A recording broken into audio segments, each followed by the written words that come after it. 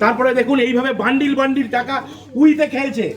আজকে কর্পোরেশনের অফিসাররা এসে যখন পরিষ্কার করতে বলেছে, তালা ভেঙে এই পার্টি অফিস, দেখুন দেখুন নেতৃত্বের পার্টি অফিস, তারা এখানে এইসব হোর্ডিং ব্যানার এবং এই বাক্স দুটি রেখেছিল।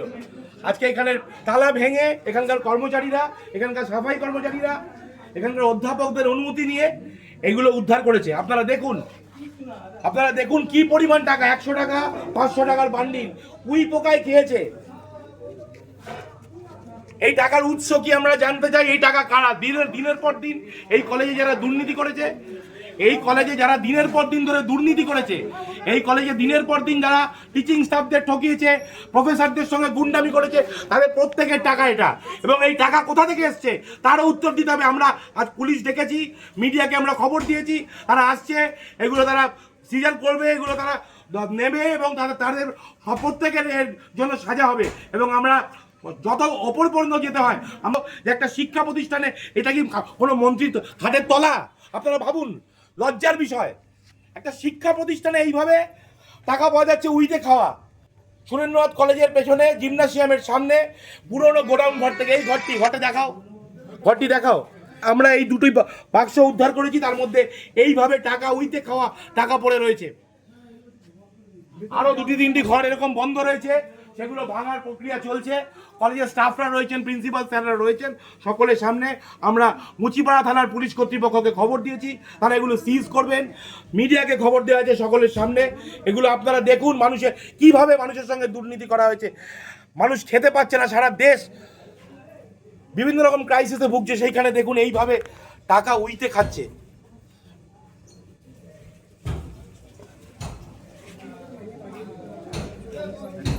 এগুলো কোঅপারেটিভ ব্যাংকের টাকা না, এইসব ডকুমেন্টও পুলিশকে দিয়ে সিজ করাবে, বন্ধ করো।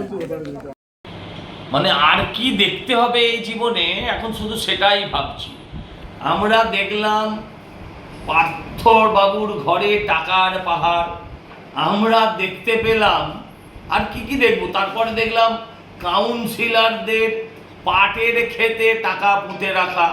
আজকে দেখলাম তৃণমূলের ছাত্র নেতারা, যদিও তাদের বেশিরভাগের বয়স 60-এর বেশি, তারা ইউনিয়ন রুমে আলমারির ভেতর লাখ লাখ টাকা, এবং সেই টাকাও উইয়ে খেয়েছে। ভাবতে পারেন কত টাকা থাকলে পরে টাকা উইতে খায়।